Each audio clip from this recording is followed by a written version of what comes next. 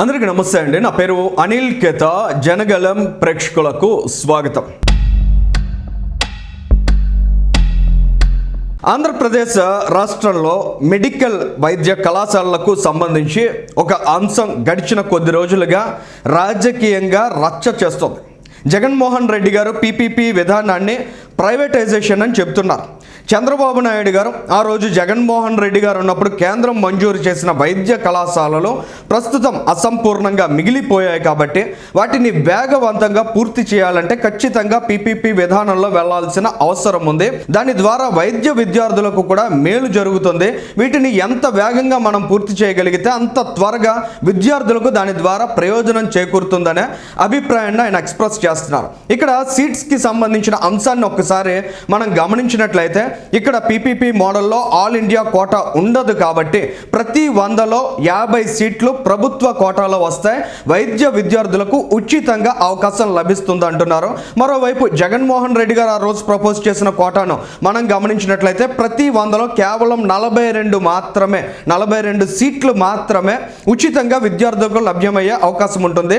So Andhra Pradesh రాష్ట్రంలో వైద్య విద్య అభ్యసించాలనుకునే విద్యార్థులకు ఇక్కడ పీపీపీ మోడల్లో ఒక 8% మేర అదనంగా లబ్ధి చేకూరుతోంది అనేది చాలా స్పష్టంగా కనిపిస్తోంది. ఇక పీపీపీ విధానంలో వెళ్ళడం ద్వారా నిజంగా పేదలకు ఏమైనా నష్టం జరుగుతుందా? ఇవాళ జగన్మోహన్ రెడ్డి గారు చెబుతున్నట్లు పీపీపీ అంటే ప్రైవేటైజేషన్. ఈ అంశాలను కూడా మనం అర్థం చేసుకోవాల్సిన అవసరం ఉంది. అసలు ఆల్ ఇండియా లెవెల్లో జరిగినటువంటి స్టడీస్ ఏంటి, ఈ తరహా మోడల్స్ అప్లై అయిన చోట ఎలాంటి రిజల్ట్స్ వచ్చాయి అనే అంశాలను కూడా మనం ఈ వీడియోలో పరిశీలించే ప్రయత్నం చేద్దామండి. పూర్తిగా స్టాటిస్టికల్ ఇన్ఫర్మేషన్ తోటి పూర్తి ఆధారాలతోటి మీకు కొన్ని అంశాలు వివరించే ప్రయత్నం చేస్తామండి. ఇక సబ్జెక్ట్ డీటెయిల్స్లోకి వెళ్ళినట్లయితే అసలు what is PPP model? PPP మోడల్ని ఎవరైనా బలపరుస్తున్నారా? పీపీపీ మోడల్ ద్వారా మంచి జరుగుతుందనే అభిప్రాయాలు, ఆలోచనలు ఎక్కడైనా వ్యక్తం అవుతున్నాయా అనే అంశాలను కూడా ఒకసారి మనం ఇక్కడ అబ్జర్వ్ చేద్దామండి. పార్లమెంటరీ స్టాండింగ్ కమిటీ మొన్న ఈ మధ్య చాలా డిస్కషన్ నడిచింది. దాని మీద పార్లమెంటరీ స్టాండింగ్ కమిటీ చాలా స్పష్టంగా చెప్పింది.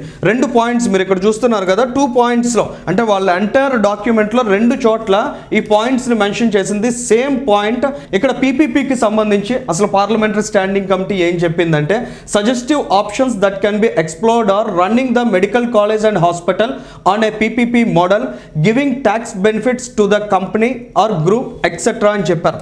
అంటే చాలా స్పష్టంగా మనం ఇక్కడ చూడగలుగుతున్నాం కదా, పీపీపీ విధానాన్ని ఇవాళ భారతదేశ వ్యాప్తంగా అధ్యయనం చేసినటువంటి స్టడీస్ కూడా చాలా స్పష్టంగా చెబుతున్నాయి, వాటిని సజెస్ట్ చేస్తున్నాయి. ఇది కేవలం ఇప్పుడు వచ్చినటువంటి డాక్యుమెంట్ కాదు. గతంలో 2023 సంవత్సరంలో అప్పుడు వైసీపీ ఎంపీ ఇందులో ఈ పార్లమెంటరీ స్టాండింగ్ కమిటీలో మెంబర్గా ఉన్నటువంటి సమయంలో కూడా ఇదే తరహా ప్రతిపాదన ఆ రోజు కూడా చేశారు. సో ఇక్కడ క్లియర్గా మనకి అర్థమవుతోంది పీపీపీ మోడల్ ద్వారా మంచి అయితే జరగడానికి అవకాశం ఉంది. ఏదైనా నష్టం జరిగే అవకాశాలు కూడా ఉన్నట్లయితే వాటిని మనం ఎలా నియంత్రించగలుగుతాం అనేటువంటి డిస్కషన్స్ జరగాలి తప్ప ప్రజలకు ఉపయోగపడే దిశగా ఆ డైరెక్షన్లో అడుగులు పడుతుంటే వాటిని అడ్డుకుంటామనేటువంటి శాడిజాన్ని చూపించడం మాత్రం ఎట్టి పరిస్థితుల్లో ప్రజలు హర్షించకూడదు. ఈ ఎంటైర్ కంటెంట్ ఒక్కసారి మీకు 1 or 2 minutesలో ఎక్స్ప్లెయిన్ చేసే ప్రయత్నం చేస్తానండి. ఎందుకంటే సబ్జెక్టివ్ నాలెడ్జ్ కూడా ప్రతి ఒక్కరికి ఉండాల్సిన అవసరం ఉంది. ఇవాళ పీపీపీ విధానాన్ని మనం విమర్శించే ముందు అసలు భారతదేశంలో ఎలాంటి అధ్యయనాలు జరిగాయి దీనికి సంబంధించి అనే అంశాలు కూడా మనం తెలుసుకోవడం చాలా ముఖ్యమైన విషయం. కాబట్టి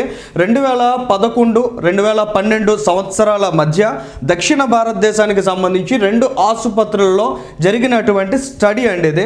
ఈ స్టడీ యొక్క ఉద్దేశం ఏంటంటే role of public private partnership projects on health seeking behaviour, health care expenditure and utilisation of health services అనేది దీని యొక్క ముఖ్య ఉద్దేశం. ఈ 2 ఆసుపత్రులను మనం ఒకసారి గమనించినట్లయితే ఒకటి పబ్లిక్ ప్రైవేట్ పార్ట్నర్షిప్ అంటే పీపీపీ మోడల్లో రన్ అవుతుంది, రెండోది పిహెచ్ మోడల్ అంటే పబ్లిక్ హెల్త్ మోడల్లో రన్ అవుతున్నటువంటి ఆసుపత్రి.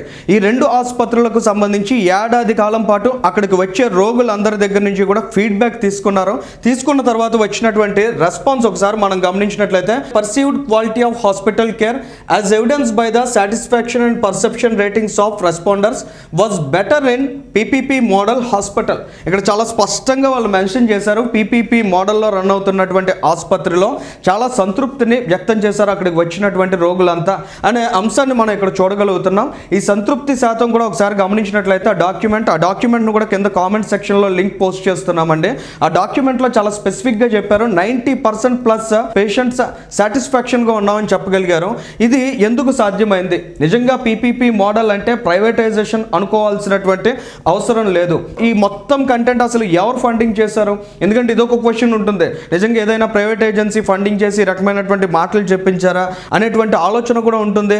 మరో ముఖ్యమైన అంశం, ఇది నరేంద్ర మోదీ గారు ప్రధానమంత్రిగా ఉన్నప్పుడు జరిగింది కాదు, మన్మోహన్ సింగ్ గారు ప్రధానిగా ఉన్నప్పుడు జరిగినటువంటి స్టడీ.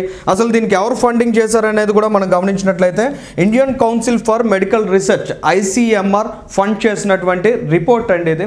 సో ఎంత క్షుణ్ణంగా వాళ్ళు చెప్పారు పీపీపీ పాత్ర ముఖ్యంగా హెల్త్ సర్వీసెస్ని ఇంప్రూవ్ చేయడంలో, రూరల్ ఏరియాస్లో పూర్ సెక్షన్స్కి నాణ్యమైన వైద్య సేవలను అందించడంలో, సంతృప్తికరమైన వైద్య సేవలను అందించడంలో ఉపయోగపడుతుంది అనేది చాలా స్పష్టంగా ఇక్కడ మనం గమనించగలుగుతున్నాం.